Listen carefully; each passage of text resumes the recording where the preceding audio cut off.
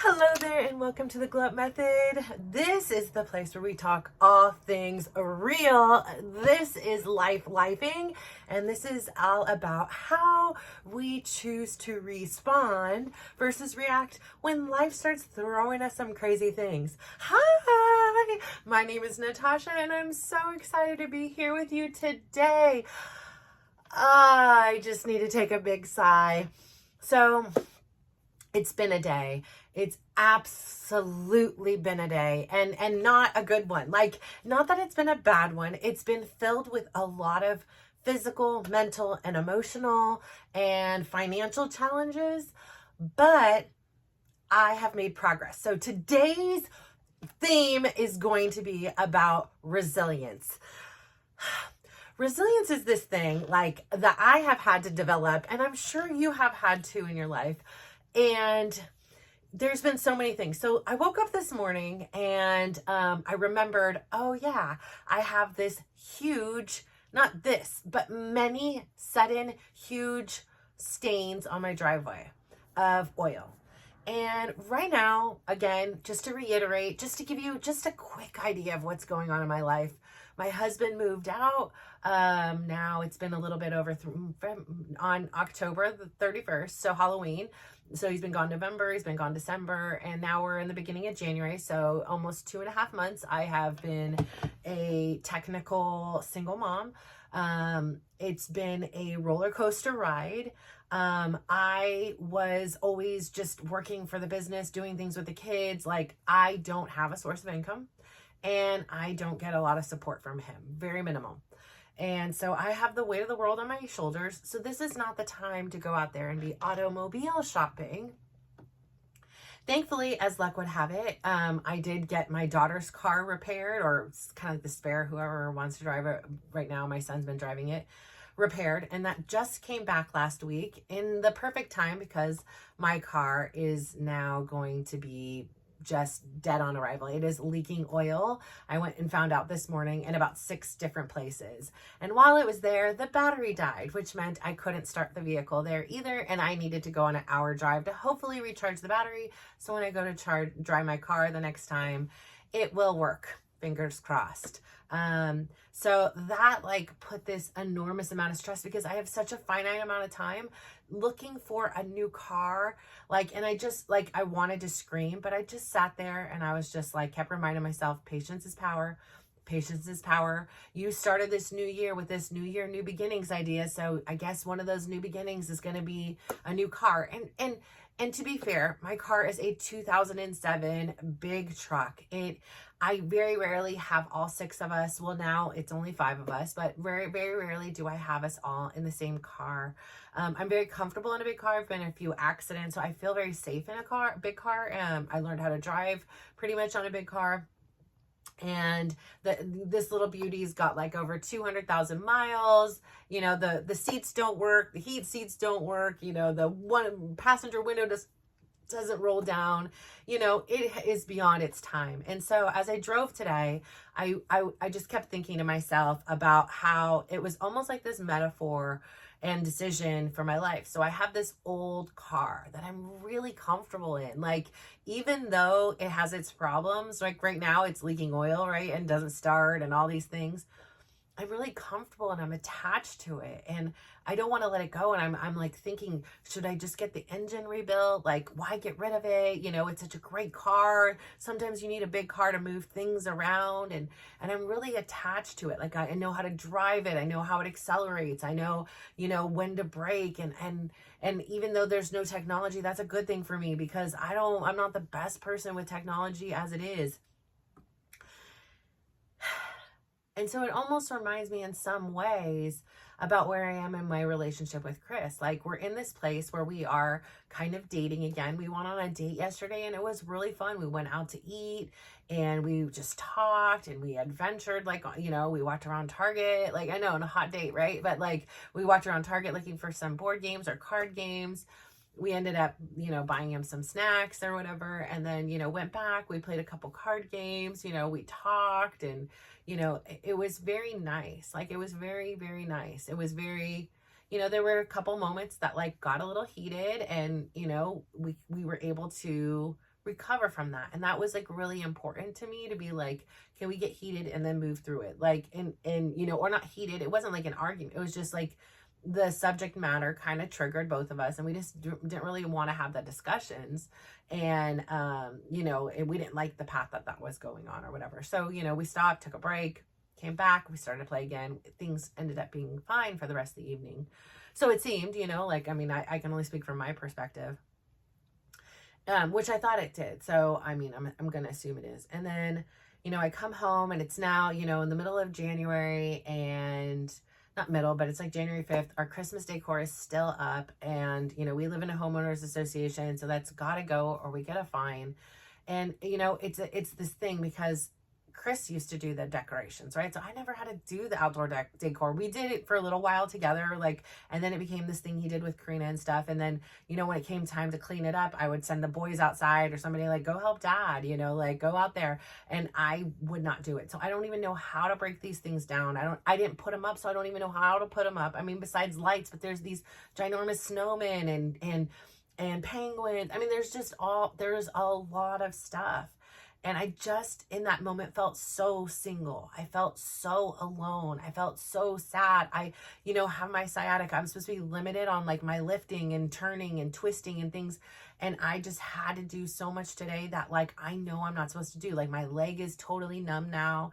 And it's so frustrating, right? Because there's nobody else saving. I mean, the boys came out, my kids came out. One of my kids isn't here, so obviously he didn't help, but one helped until he had to go to work. Another, you know, my daughter was helping the most. Another son was doing everything he could for a few hours. And, you know, so we were really trying to get it all done. And it's so much, and it's still like an absolute disaster. I can't lift the trees up to the top shelf that they're in. I cannot lift the rest of I couldn't even fit all the snowmen into their boxes. And so, you know, I kept reaching out to Chris, like, I'm so frustrated. Like, this is so much. It's too, like, I can't do this all on my own. And I know I probably shouldn't have, but I just was like, there was nobody to just like vent to. Like this, I feel so exhausted, and I get it. And I love my daughter for like doing everything she did to ensure that Christmas was this sacred, beautiful thing. And to be fair, I've always been the Clark Griswold. I've always wanted the grand Christmases. And this year I just didn't feel it. I felt brokenhearted. I felt overwhelmed. I felt like just confused. And it was just like, oh my gosh, if we could have just been like, can we skip and do it in a couple months? Like I would have been fine. But obviously we can't do that. And so, you know, it was a really, really difficult holiday for me personally. And I appreciate that she wanted to make it great for everybody. Like I really do. And I feel so bad for the way things kind of happened for her, because it is such a special holiday for her and it is so important. And now, you know, it's like she's cleaning it up, and it's yeah. So so I have a lot going on, and you know, all it is right now that I just want to hug. Like, I just want to like pretend none of this is happening, but that's not healthy. I am a mom. I am a person, and I have responsibilities. I can't run away from them or just be like, hey, I'm going to go take care of myself and abandon I can't do that. I mean, I know I can, but I won't do that. And so I'm here trying to navigate and honor each of the emotions, like today where I'm at, and not let it consume me, not let it overrun me, and instead kind of work with and be like, okay, what is happening? What is going on?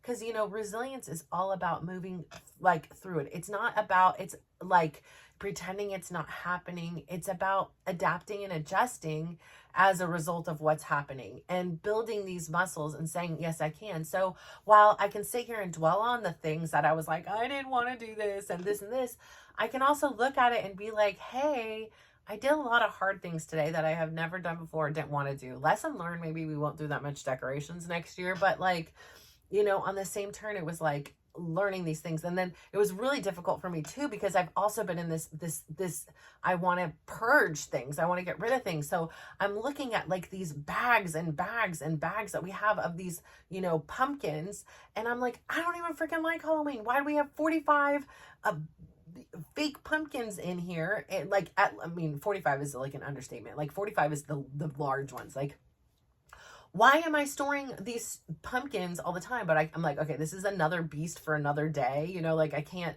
do everything at once. We just need to get what we have back inside. That's just outside right now. So I feel very overwhelmed. I feel very confused. I feel very sad.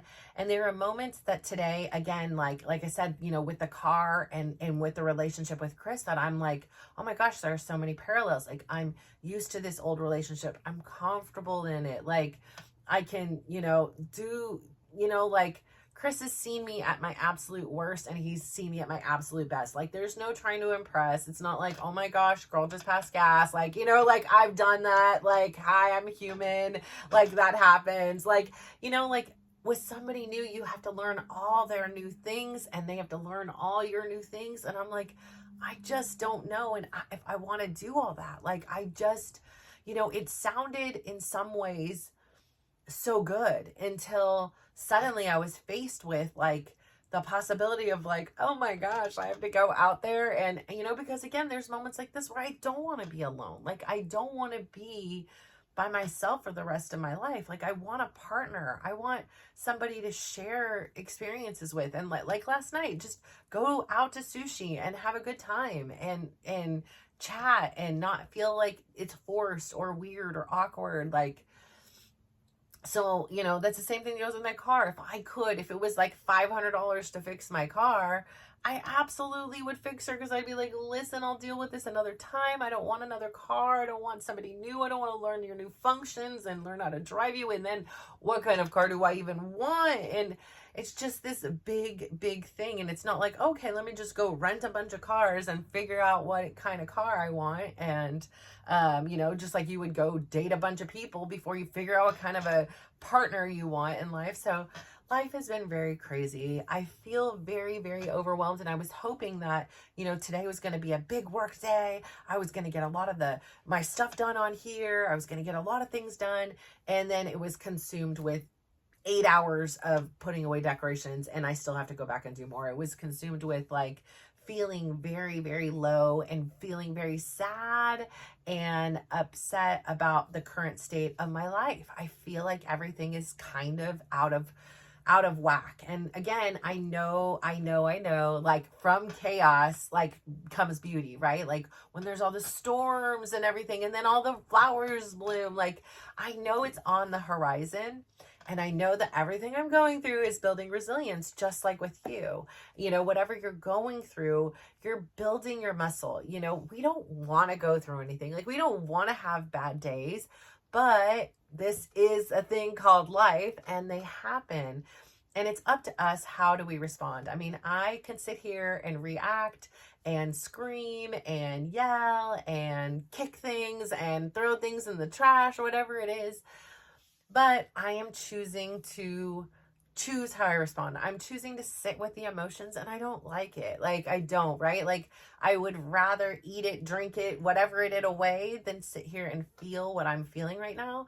You know, I was unable to go to the gym because I had to go do this extra driving like the whole day. Everything that I had planned and anticipated all got thrown out the window. And that's always a very it upsets me. And today is my self-care Sunday. So like, you know how I feel about my self-care Sundays. And, you know, Chris was really great because I kept reaching out and he's like, there's, you know, no sense in worrying yourself. Why don't you just go to the beach or go for a drive or just, you know, not do any of it. And, you know, I appreciated the thing. And I, of course, didn't listen, you know, but I was like, I appreciate you trying. Like, I really do. And instead of like, you know, doing thing. And yeah, there was a part of me that just wanted him to come save me. And I'm like, I always help people. How come when I need help, nobody wants to help? And, you know, I did eventually like come to the point where I was like, I cannot do anymore. This stuff is way too heavy. Like, and he will come and he said he will help lift the stuff up. And so, you know, I just feel like what I'm doing in my life right now is just being a little bit on the crazy side here, to be fair. I feel like a lot of things are compounding and overwhelming me. And I feel like, there is got to be some kind of divine something in the universe that's like, don't worry, girl, like something great is coming. And so, but even in these moments, there are moments that are wonderful. There are moments that, like, literally, I've run and jumped into Chris's arms, and I can't ever tell you a time I've ever done that. And that feels really good. There are times that the other night, my kids and I were sitting up laughing for like 3 hours, just chatting and having a great time. I mean, there are so many beautiful moments that I was with my friend, and she like gave me a bracelet, which I just like had a panic because I'm like, where is the bracelet now? But she gave me a bracelet, and it was a beautiful bracelet, and I'm very confused right now where the heck this bracelet is. And we had the most beautiful conversation as well. So, there are beautiful things happening all around me, and we get to choose what we focus on. So I can't sit here and, I mean, I can, right? Like, I don't want to sit here and pretend what I'm experiencing isn't happening, because this is all about this journey for me. And this part of my journey, like I keep reiterating, is all about me being honest with myself and me being honest with you. So that when you experience something like this, when you have days like this, that you're like, wait a minute, I'm not alone. Because so many times I felt alone. I felt like a stranger in my body. I felt like this is, only happening to me and things like that. And so, no, like, you're not alone. And whatever you're going through, yeah, it sucks. Like, it sucks, right? Like, beautiful sunshiny days are great. But on the same turn, I was out in the sun today, like, while I was cleaning. It was mostly like I was shadowed by the trees, but like, I was outside. I went out on my roof and got the Christmas lights off. Like, I did things that I never really thought I could or really wanted to do. And I'm keeping myself open to whatever possibilities are out there and whatever things are going to happen. I really want to honor what I'm experiencing. I really want to be true to this thing, like to live a life that I'm proud of. And in order to live a life I'm proud of, I need to be really honest about what I'm experiencing, and honest about my feelings, and honest about things with other people. And I know not everybody understands. I mean, there are people within my own household and my home and my family and my friends that don't necessarily understand why I'm choosing to do what I'm trying to do. And that's okay. Like, I get it. It comes from the sweetest place of love for me, or also a place from their own personal grief and pain. And I just challenge you to live a life for you that makes you proud. And for me, it is about being honest. It is about saying the things that before I wouldn't have said, and I would have just kept quiet, and it would have been like, he should have known I wanted help. He should have known I couldn't pick this stuff up, like I was hinting, but now I'm being more direct, and it doesn't mean I'm going to get the outcome I want. It doesn't mean that we're going to, walk down the aisle again and be married and all this stuff. Like, no, I don't know what any of this is. It's ultra confusing to me.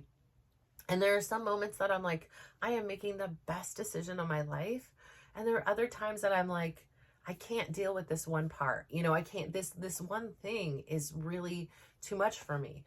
And so, it is an experience. So if whatever you're going through, just know that you're building resilience. Like, no matter what, like, I know what I am doing is not a mistake, because I am learning how to be a better partner, how to be a better person, how to be a better version of Natasha, because I'm being honest. And this is a great guinea pig. Like, I am safe. Like, what do I got to lose in this situation here? But then there's a part like today, like when the finances are really coming up, because it's like, lo and behold, I need to now also go find a new car amongst everything else. I'm like, you know what? I need to make this to where he's paying what he's supposed to be paying. And I don't want to make this about money. I really haven't been talking to him about money. I think in the beginning, a lot of it, the focus like came out, well, like, you're not paying, like for me, it was like a way of like wanting like retribution for the situation. But at the end of the day, I haven't even really discussed with him money, because I just don't even want to talk about it. Like, I know that that's such a sensitive subject for us. And I just am like, I mean, not that we won't and we don't or whatever, but like, it's just, there's not a solution or resolution unless I go to court and get what I'm supposed to get. And that means that's over. Like, for me, if I go and file that paperwork, that means for me, I'm done. That means for me that is it. Like, as far as like what we're doing right now. I know for sure, I know his personality. I couldn't go to court and still, do that. And I know for me too, it's such an official thing that I couldn't go to court and still be where we are right now. And so, I do believe that there would be like resentment and there would be frustration and things like that. And I'm not at the place where I really want to do that yet. And if at all, so, I just really need to honor that. And so again, there's so many ways in which we build resilience in a day in our lives, right? Like we often don't want to do things like, right? Like I don't want to, there's an insect in my room. I don't want to do it. That was something that I was like, Chris, and so again, it's one of those times of life where you realize that, yeah, your partner was far from perfect, and I was a far from perfect partner as well. But there are definitely some benefits that I failed to see in the day-to-day actions of us being together. And I have some huge decisions to make over these next few weeks and months. And I can't let it go much longer because, hey, life is life here. And I really hope that things start to turn back around. And even though they're not great, I'm glad that I'm still finding my joy and finding time to not just sit and be a big ball of anxiety and stress, because that was my go-to before. I mean, I would never be sleeping at night. I would be stressed. I would be all these things. And yes, I am stressed. Yes, I am worried, but also I am taking the time to be like, it's going to work out. Like I got it. Like, it's going to be fine. Like, and me sitting here stressing, me sitting here worrying, me sitting here doing all those things, it's not going to help the situation at all. Being able to experience the emotions, work through them, and then be like, okay, now what is what's going to help to get me into that next phase, into that next chapter.